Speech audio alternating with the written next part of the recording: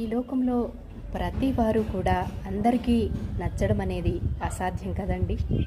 అదే నువ్వు నచ్చిన వాళ్ళైతే, నిన్ను అర్థం చేసుకున్న వాళ్ళవి అయితే, నువ్వు అందరినీ సంతోషంగా ఉంచుతావని, అందరితో సంతోషంగా ఉంటావని, నువ్వు అందరినీ అర్థం చేసుకుని ప్రేమగా నడుచుకుంటావని అంటారు.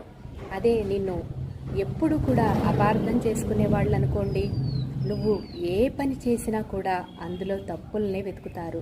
నువ్వు కోపిష్టివని, వాళ్ళకి ఎప్పుడు అపాయం చేయాలని చూస్తూ ఉంటావని, ఈ విధంగా ఎన్నో రకాల నిందలను వేస్తూ ఉంటారు. మన పెద్దవాళ్ళు పూర్వీకులు చెబుతూ ఉంటారు చూసారా ఒక సామెత, నచ్చినట్లయితే ఇంట్లో బాత్రూమ్కి వెళ్ళినా కూడా వాసన రాదట. అదే నచ్చని వాళ్ళు బయటకు ఎక్కడికో ఊరు బయటకు వెళ్ళి బాత్రూమ్కి వెళ్ళినా కూడా వీళ్ళకి ఇక్కడ వాసన వచ్చేస్తుందట. ఆ విధంగా ఉంటారు. అందువల్ల ఎవరు